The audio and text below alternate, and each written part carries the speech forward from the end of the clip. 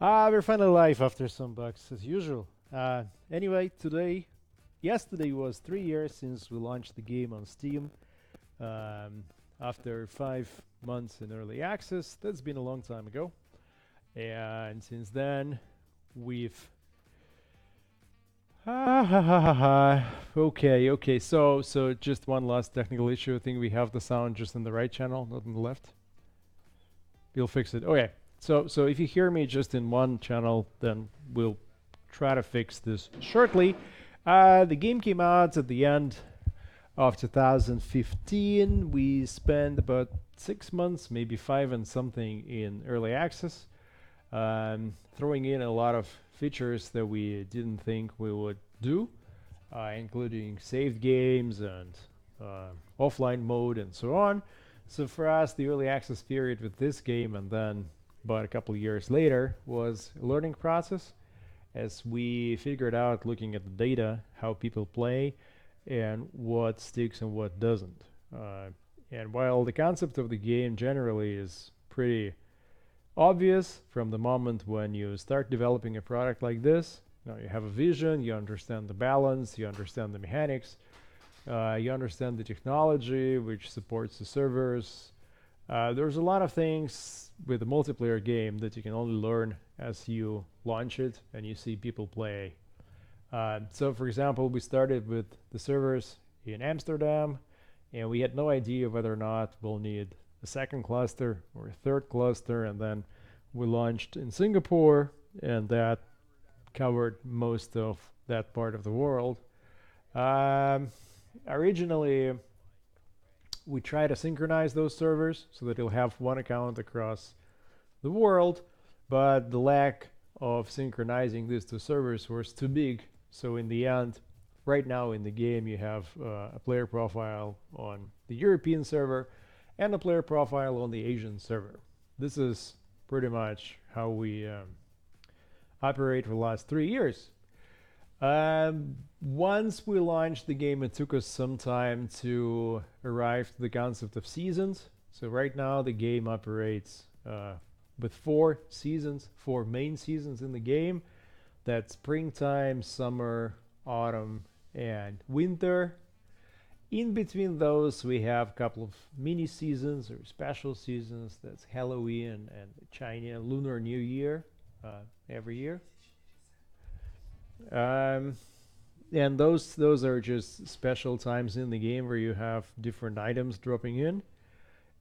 Since a couple of months ago, we moved to resetting the rank every month. If you play competitively, then you know that your rank goes up, and then at the end of the season, we distribute rewards.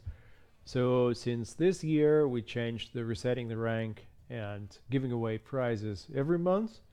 The reason for this is that there were some very, very strong players, and after a couple of months in the season, it was nearly impossible to compete with them, especially if they decided to take a break.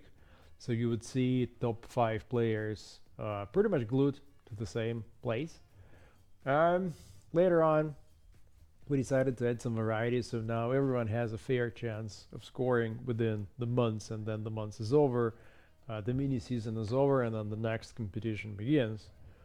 Um, the game does not have any in-game transactions, and it was some consideration on our part on how we want to develop the game. And early on, we decided that for different reasons, we want to keep the game mechanics the same for everyone, and the DLCs and the in-game items, that's just fun cosmetic stuff. There's a couple of reasons for this. So one reason would be that we do not want to make life more difficult for players, where you say, hey, we want to play on the second map, but you don't have this DLC, so you have to buy this DLC and so on. So what we really want is we want to have the same game experience for everyone. On the other hand, we don't want to push the DLCs. You get DLCs only if you want to. So DLCs include different character portraits, different music, and different emoticons. And it seems to work all right. I think about 20% of players so far have bought one or more DLCs, and that's good for us. I mean, we think that this is pretty good result. Now, what you're seeing right now is a team game, 3 teams, 2 players each. I think developers will lose because one of them has to also synchronize the stream. So the developers play for blue team, and then we got pretty strong players, or not even pretty strong, but we have really strong players playing for the other teams. I think everyone among the other players has at least a few hundred sessions played previously. Oh, and we're playing for 20 score, which should happen fairly quickly. We didn't want to drag this game on for an hour, and more and more. When you start the session, you can choose how you want to play. You want to play for time, you want to play for rounds, or you want to play for score. Different people like different things. Some people, like me, prefer to play for a specific number of rounds. That allows me personally to understand that this is the end game, this is the mid game, this is the early game. And some people prefer to play for time. If you just have 30 minutes, then just go and play 30 minutes. And then most people, generally, what we see is most people play for score. Now, I think developers are definitely going to lose because Andre is showing off different profiles. I think you should just focus on the game and see if you can score, because there's already someone with score of 7 and there's someone with score of 2, and the development team has 0.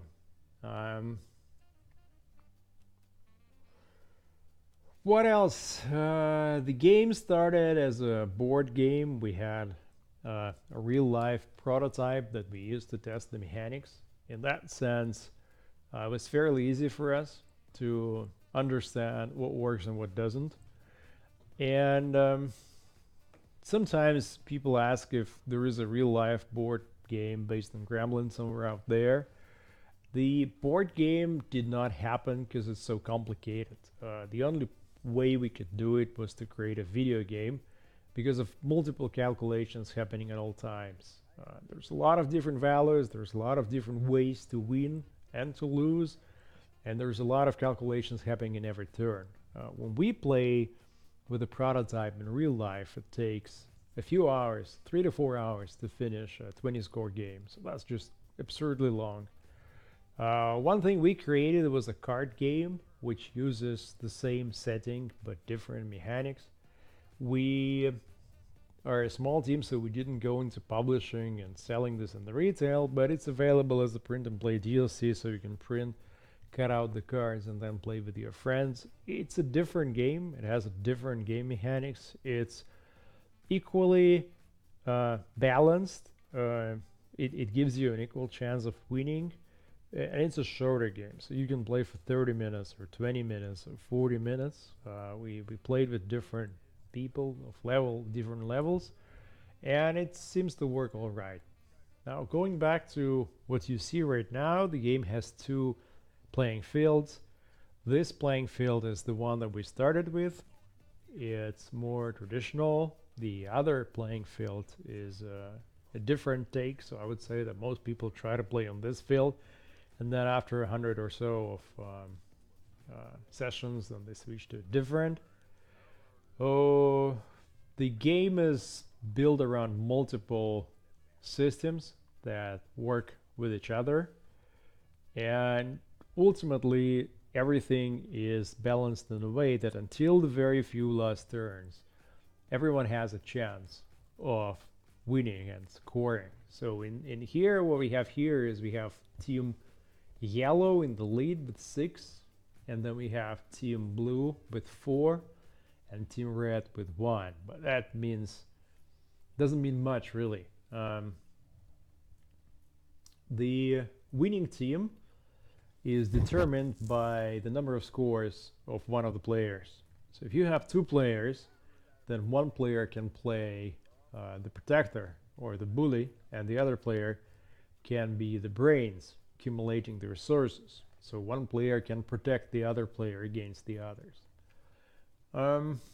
Here, what you have to watch out if this is your first time looking at this game, you have to watch out for not only income, not only money. So in this sense, let's say going from top to bottom, we've got someone with 90 coins and 40 coins and 90 and 526, which is a lot, and then 403 and then 175. But more importantly are things like permanent cards. And if you look at player number 4, he's got 1 permanent card set up, and if you look at player number 6, he's got 2 permanent cards set up. So those things are dangerous because they compound and they give them a longer advantage. The game that we see right now on Steam, shown with a bit of delay. So while there is a theoretical chance that one of the other teams will follow the developer team here, since everyone is an experienced player, I think the chances of that happening are extremely unlikely. The other thing that you would watch out is the income. So the income for the first player is 30, for the second is 40, then it's 30 again, 30, 30, and 50. So that thing is pretty dangerous. High income allows you to rebound from spending money pretty quickly, and I would say that someone who has an income of 20 is far weaker than someone with an income of 50. Now, malice, the red one, is how much extra you have to pay on the bribe spots, and also affects you during certain events in the game. Generally speaking, malice, except for certain characters, malice is not good for you. It's bad. So here we have 0, 5, 1, 3, 4, and 0. I would say 5 is not a lot. I would be afraid if that would be reaching 20 or 30. Now we have someone jailed and luckily escaping the jail. Now we also have votes. Votes determine who gets elected to be the governor. Governor is a pretty strong position. We don't have any governors yet in the game because it's still 12 turns until elections. But at the moment, player number 1 is forecast to win, having just 2 votes, because everyone else has either 0 or more votes, like player number 5, 4 votes, but he's got higher malice. So we'll see. I mean, current standing is 0, 4, 5, 1, 0, and well, maybe Team Yellow is in the lead with both players scoring strongly, but I would also be a bit concerned about Team Red, and especially player number 5, who is known as a very strong player. I don't know what his idea is, but yeah, so his idea was to get a lot of money. He's currently the richest player in the session, and let's see where he is. Oh, he's in the office, and that puts him closer to the plant, the factory, where you can play some powerful cards. So we'll see how that goes.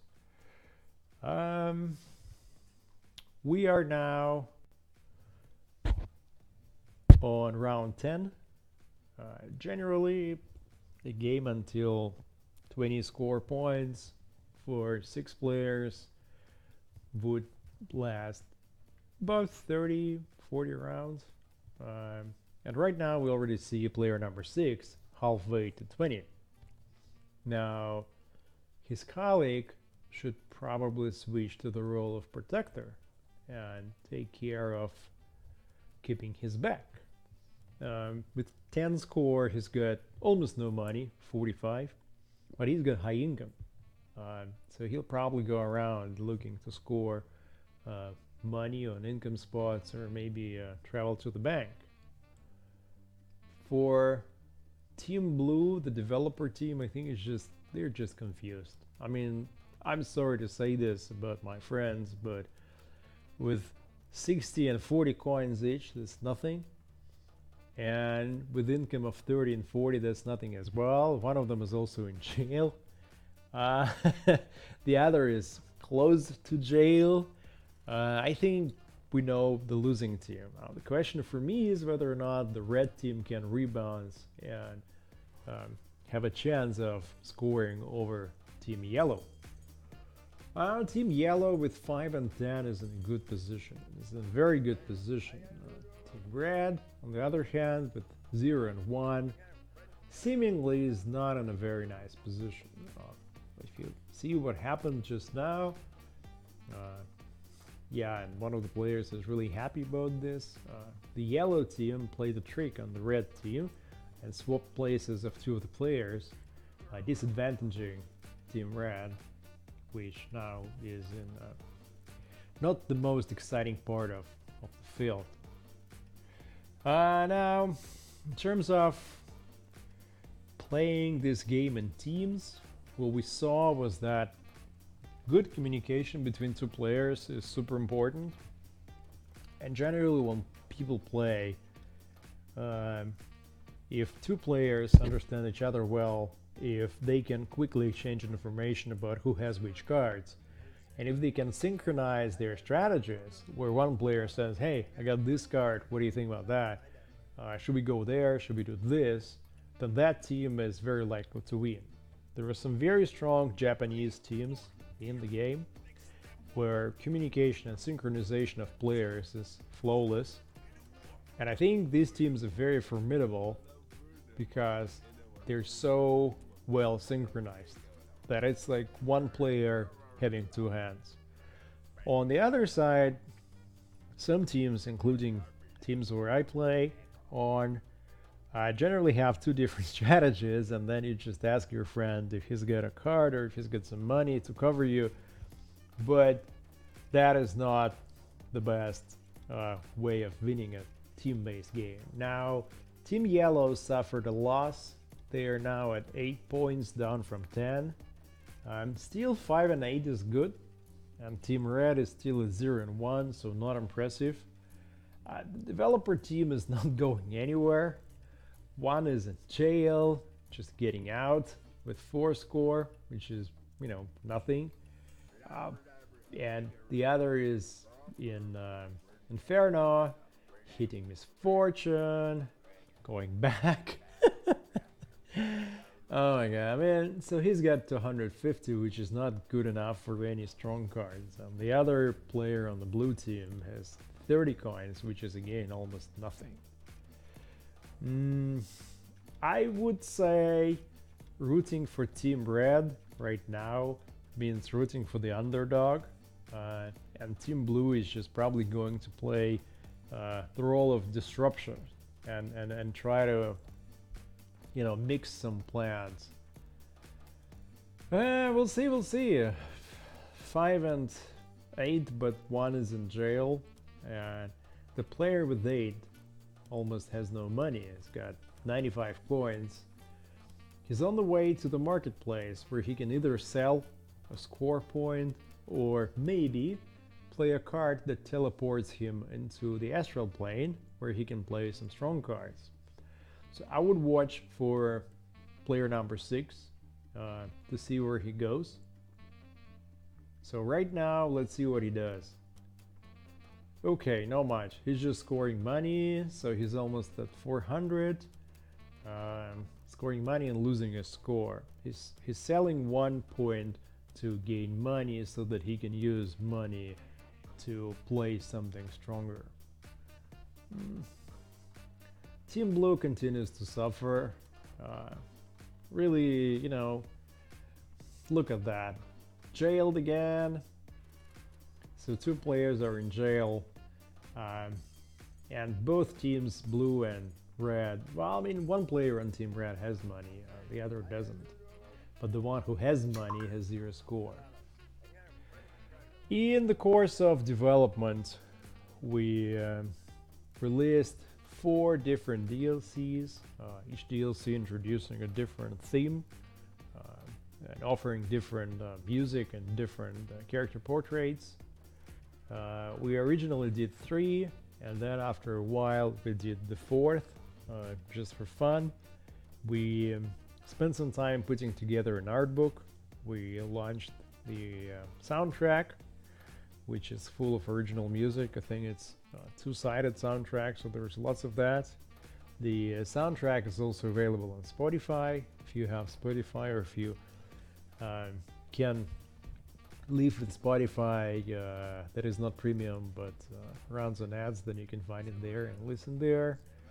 And then we did the print and play card game just to share it with you guys. Originally we thought we're gonna produce it and ship, but it just takes too much effort to do that. In terms of how people play Gremlins Inc., about half of all the sessions happen in single player mode and half in multiplayer. From the multiplayer mode, there were certain clubs where people would play custom sessions with each other, and generally these are the most enjoyable games, where you agree with your friends on the rules. You choose the timer setting that you like, you choose the playing field that you like, and then you just go.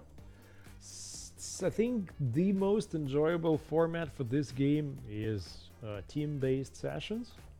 But again, for this you need to hook up with players on the Discord server, or you need to have friends who have the time to play at the same time that you have the time to play. We had, I think, 2 or 3 team tournaments organized by the community, and those were a lot of fun. Otherwise, there's always the ranked mode, where you play with anonymous masks, so you don't really know who your opponents are, and you win or lose your rating points going up or down in the global rating in the ladder. In the coming weekend we will have another official tournament which happens in the game. So instead of the ranked sessions, you'll see there tournament sessions that you can join. And most of the time we switch between 2 different playing fields, between different months or different mini seasons. What you also see here is 11 spectators on the upper right corner. That's players from the game who joined to spectate this specific session. It's a good way of learning how to play. If you see some strong players competing, and then you just jump into their session and look at this. The game has pretty basic but strongly enforced fair play rules. We ask people not to team together when they play ranked, where every player has to be for themselves. We also don't like where players sometimes get so unhappy that they stretch the timer limit to make everyone else suffer. There is a protest forum, and there's also a player reputation that you can set at the end of the session. And so both of these systems work to eliminate and prevent cheating. I think across 3 years there's just a couple of hundred players that got banned, and I think it's 0.1 something % of the whole player base. So luckily this is not a first-person shooter or some game where you can cheat to gain a competitive advantage fairly easily, and that doesn't really happen that often. Normally every season has an official tournament, and then at the end of the season there's the results of the ladder which are released. So if you look at the announcements for this Steam page, there's hundreds of those. I think over 300 different announcements. And aside from feature updates and content updates, most of those, it's the official tournaments or the results of the seasons. In terms of player population, we've got players from China making about 20%. Japan is about 10% of all the players currently playing. There's about maybe 12 to 15 coming out of Russia and Ukraine and Belarus, and the rest is split between Western Europe and US and Canada. Nordics sometimes show up also on the map. There's several language forums here on Steam. There's also several language channels on Discord. The game does not have a voice chat or a text chat in the game because that's pretty emotional moment when you play and you get jailed or you lose because someone confiscated your card. And so we looked at this that way and this way, and for custom sessions you can always hook up with your friends on Discord, but for ranked sessions we really want to minimize any kind of potential aggression that may happen or not happen there. So it makes sense to just use the in-game communication tools. What else? Right now I think we're a bit over 500,000 players in the game. On average, within a particular month, there's about 20,000 different players competing. Depending on the time zone, you may have a lot of players to choose from or not so much. So for example, if you're on the West Coast in the US, then I think at that time, right now, that's the lowest populated region. And then if you're in the Asian time zone, then there's a lot of players in that time zone. Two different servers of the game, Singapore and Amsterdam, they feature different rules. So normally we have 4-player sessions set up for ranked on Amsterdam and 2-player duels set up on Singapore, so that depending on what you prefer, if you can access both servers, then you can go here or there. And we're now, let's see where we are. The developer team, surprisingly, did not lose. It's at 3 and 7 score points. And my friend, who's with 7 points, has got also 352 coins. Even though the income is nothing special, it's 30 and the other is at 20, so that's nothing to be proud of. Malice is rather bad, or getting to that place, it's 8 and 9. And then Team Red is at 5 and 0, so 5 is not bad, but I don't really see any money there. It's 180. And then Team Red has 1 permanent card, whereas Team Yellow has 3, and permanent cards are really important. Even though for this particular session we disabled Chaos cards. Chaos cards show up on the right side of the panel, and they're the 6 cards that each player has access to at the same time, but once you play one, it's removed from every other player. And then Team Yellow, even though 1 player is in jail, it's at 6 and 7 score points. And 6 and 7 score points puts them in into the position where each of them potentially has the chance of scoring 20 points. So I would say again, my money is on Team Yellow, even though Team Red, between them, also has experience. I am a little bit curious about the current player, player number 5, who has almost 1,000 coins and 0 points. So what is the reason that he's saving up 1,000? He's got a couple of score points now, and he's got over 1,000 coins.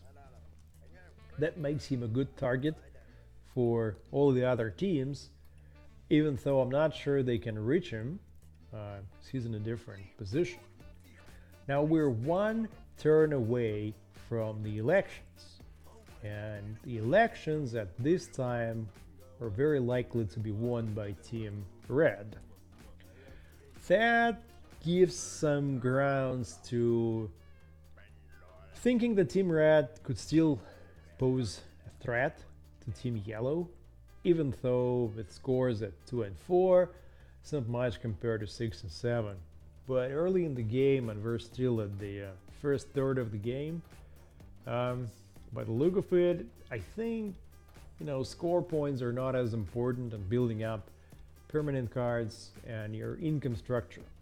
And in terms of income structure, Team Yellow has an income of 50 with player number 6, which is at that time the highest income among all the players here. So I'm really curious to see what's going to happen with player number 5 and his 1,000 of coins. And I'm not sure you know, Team Blue, the developer team, they almost had some hope, but now I see that the player with 5 points is in jail. So there's not much he can do out of jail, especially without the money. He's got 160 only. Now, let's see what happens during the elections. Team Red takes the governorship. Being a governor means that you do not pay bribes whenever you have to pay bribes, whether or not this is due to cards or the spots that you pass, which is great benefit. The governor currently has 500 coins, so not bad as well. One of the things that changes when you become a governor is you change the way you move around the board, because you no longer lose money on the bribe spots, and that means that you're more likely to go through the middle of the board. And then, you know, player 5 still has 1,000 that he carries around. There's a couple of events in the game that may remove money from every player, and there's one event that takes away half of your money, so for that player that's a huge risk right now if someone will be able to use it and see it, and it depends on misfortunes. In this specific session we show the upcoming misfortune, and here's the list of all the misfortunes that you can see. That is pretty bad misfortune, so the color of misfortune corresponds to how severe it is, to how dangerous it is really.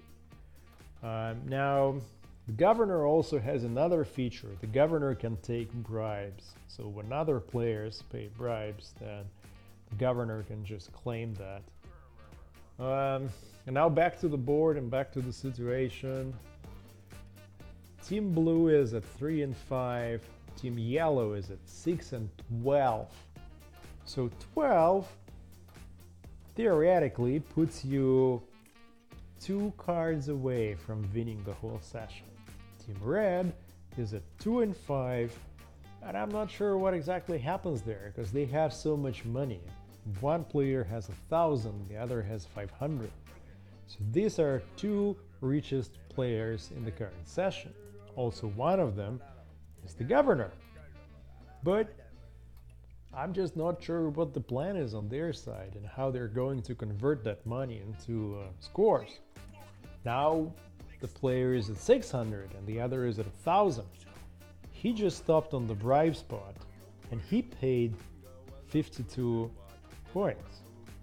He would only do that if he's in a rush to get somewhere. So where exactly is he in a rush to get to? Probably to the plant, maybe to the marketplace. We'll see. There is some likelihood that he will play a strong card in the next round. Anyway, 6 and 12 is probably the winning team, and then I would say Team Blue and Team Red is now tied at 2-5 and 2-5.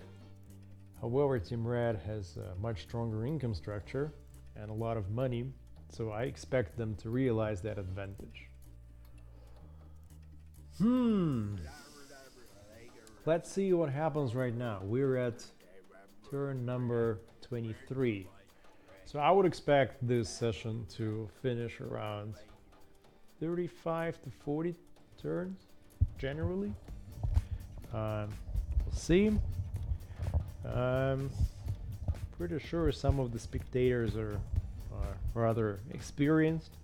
I can see some custom icons there, including the icon that is specific to the anniversary, and generally when you see that, means that there's players that are playing for a while. My favorite team, Team Blue, my friends, developers, again have half of their team in jail. And one of them is in jail for quite a long time, so that's a while. Now let's see what happens now. Let's look at the board and see where does this player go. Yep, he used the money that he accumulated over the previous turns to play a strong card at the factory, the plant, and he's now up to 8. So Team Red is at 5 and 8, and Team Yellow is at 8 and 12. Now, oh my god, now the Team Red is back to 5 and 5. It was a very brief moment that they had 8, and then they lost 3.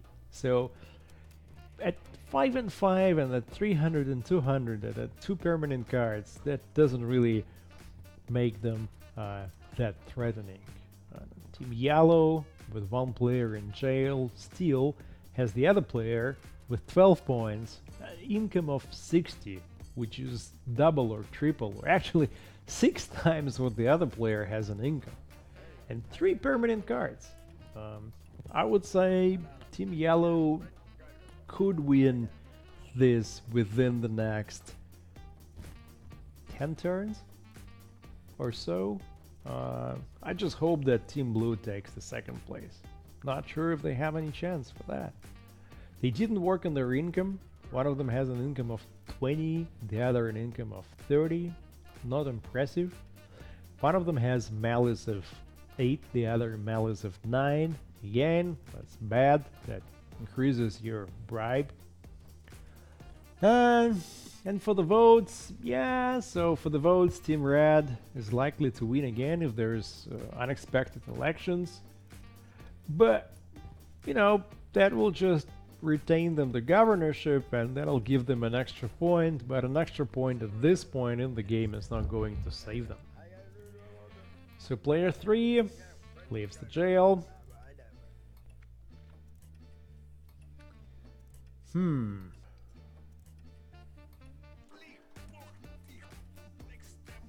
Pay 100 or get some malice.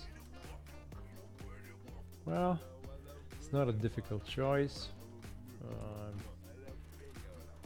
In terms of position on the playing field, the blue team is nowhere good.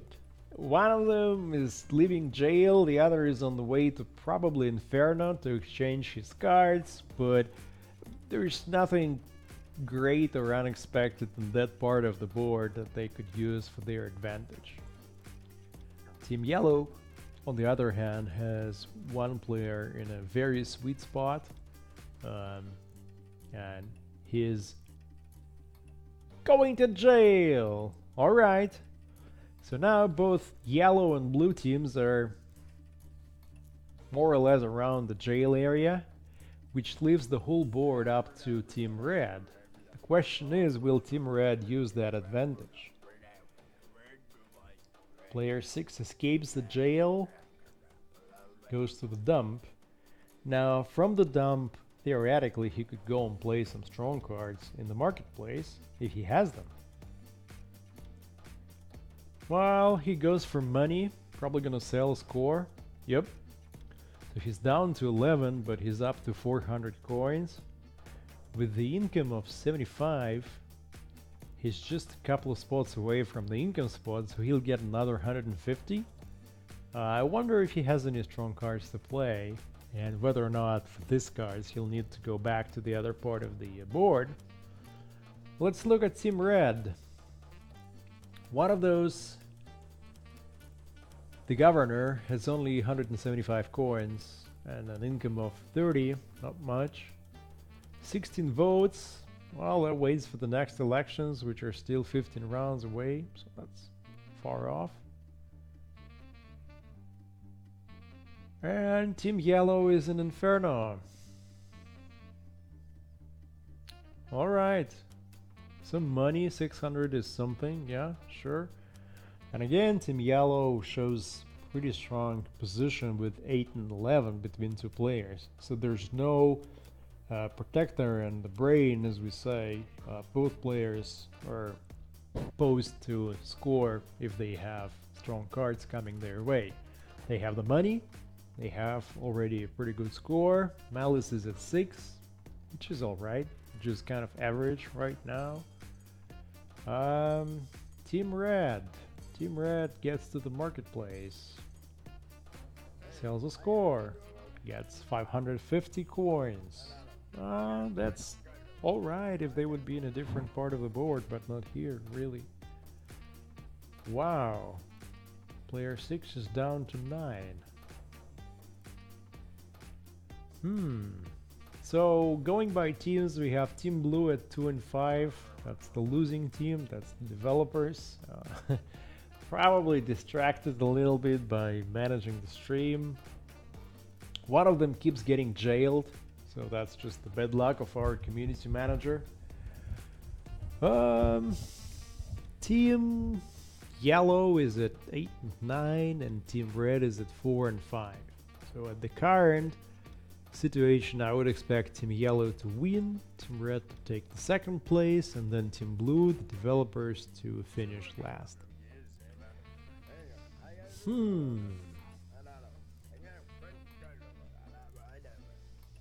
When you get to jail, you get to choose different behavior. Depending on the behavior, you access different jail decks. There's 3 different behaviors, and there's 3 different ways that the jail deck can be tossed. That jail is generally the most painful part of the game for people who are getting jailed. You have certain chance of escaping the jail. Now you can see the jail rank, and you know, nothing huge in this game so far. Everyone is on the same level, first level. If you spend too long in the jail, then you rank up and you start getting advantage out of being jailed. So that mechanic is built in so that it stops making sense to jail the same player all over again, because at one point that player just starts getting stronger and stronger. One thing I forgot to mention earlier on is that with every season the game gets new cards. So we add 2 new cards every season. That makes for 8 new cards in a calendar year. We balance those cards, so sometimes you'll see us throw in 2 new cards and then 3 months later adjust certain values on them or on the other cards. There's several layers of the game mechanics in this game. The very basic gameplay is that you play without character abilities, without chaos cards, and you play for, let's say, 20 score. That gives you a quick game that's not very complicated. Then you can play with chaos cards. That gives you a different level. Then you can play with character abilities, special character abilities, making the choice of the character at the beginning of the game special, and different characters have different strategy to win. So someone is immune to high malice and someone has really good luck with income. And then you can switch to the second playing field, which a lot of players find more challenging than this one.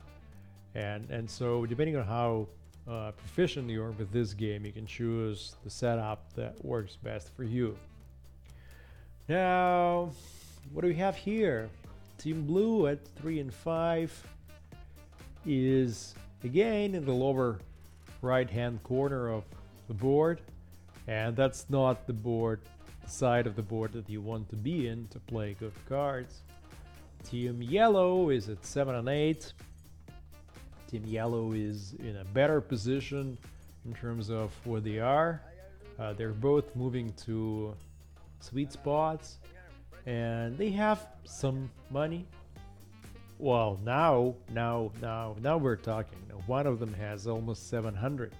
and the other is at 400, but he's close to treasure, he's close to bank, he's on the way to the office, he's on the way to the plant, so things may happen there. And then Team Red, well, one of them is in jail or moving out of jail, and the other is in the dump. Out of the dump, you could go to the marketplace, but that's pretty much it. Now we have a player conflict. So one player pays 300 and sends the other to jail. I wouldn't generally do it. It's too expensive, and it's not worth it. But you know, maybe they had their reasons. All right. Something else about the game. Once we realized that a lot of people play single player, we changed our minds about supporting the offline version, and we spent good time developing the offline edition. So when you buy this game, you get now 2 versions. That took off some stress from us as the developer, because now whether or not the servers crash in the night, which happens maybe 5 times a year for a couple of hours, we know that anyway people are able to play the offline edition that doesn't have any connection anywhere. So that was a good thing done. And then we did, once we saw that quite a lot of people played single player, we added single player missions, which we call challenges, and each challenge is built around solving a specific situation. The challenges are challenging, you know. The bots are pretty mean, and to win a single player session against the bots is quite an achievement. Now the other thing that we have is a workshop. If you're on Steam, you can see that workshop offers different decks, so you can define different compositions and solve different tasks. There's, I think, a few hundred, but maybe even as much as let me first of all let me check. There's hundreds of different mods in the workshop, and at this time I think the most popular mods, they have 10,000 downloads, where people play different riddles. So let me see that the most subscribed mod is at 10,000 visitors. I will not mention what the most subscribed mode is, because it deals with some political situation in the real world. Now, what happens on the board? Team Blue is at 3-5. Both members are in jail. It's not good, and that's pretty much what happens when you're on the losing side. They cannot move. They have to spend the next couple of turns in jail. Once they move out of jail, unless they escape to the dump, they will have to go through Misfortune, then on the way to Inferno. So for the next few rounds, we can forget about them. They almost have no money. One has 0 and one has 20. Having 0 money is bad, because if a misfortune happens to you and you need to pay but you don't have the money, then you're out of luck, probably gonna get to jail again. Team Yellow is at 7 and 8, which is the strongest that we have right now in the game. In terms of money, not much. Below 200 for each of them. In terms of income, one of them has an income of 85, which is incredible, and I think he's building up for being able to rack up the coins, and then if he's got a strong card, then he's gonna play it. Team Red is lost somewhere in the middle. Yes, they have the most votes, the governor is probably going to get re-elected, but I'm just not seeing them use those advantages. They're at 4 and 5, not very impressive. In terms of money, again, it's 130, 170, not very impressive. The governor has an income of 50, good, I would say alright, but saying that they never crossed into 10 score points. It's difficult to believe that they'll do this. Now, Team Blue is out of jail. Congratulations.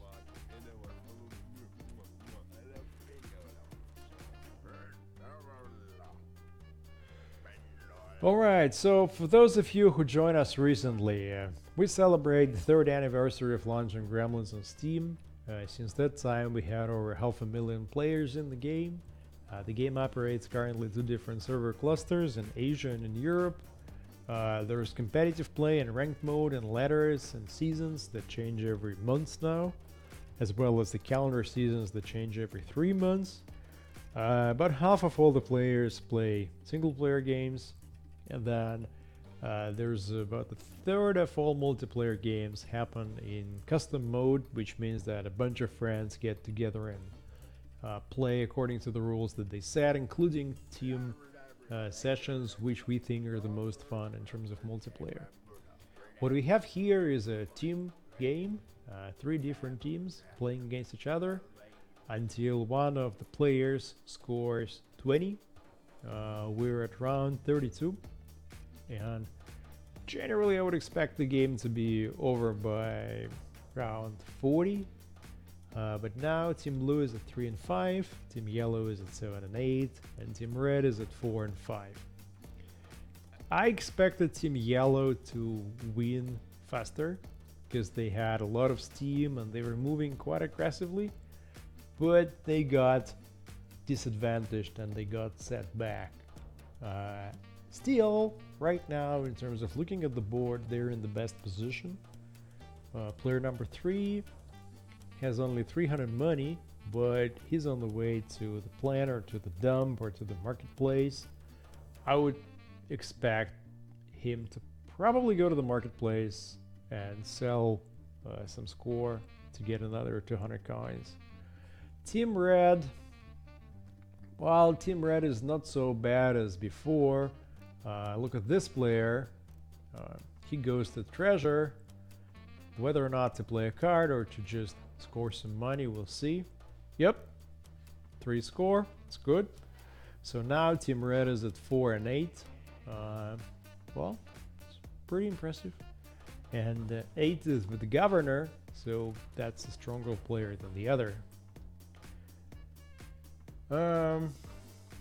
Now let's see what happens here, and I'm gonna just play some music for a couple minutes as I'm gonna go and get some tea.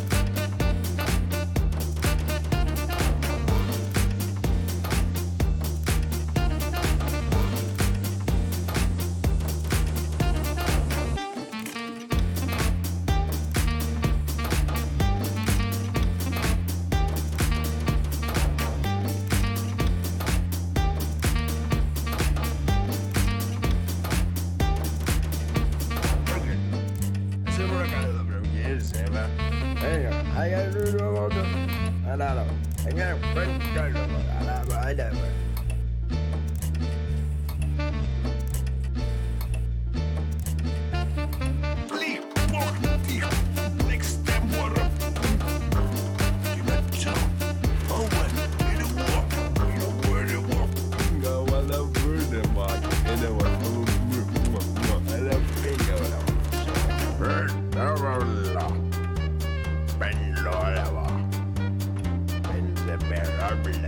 but take off.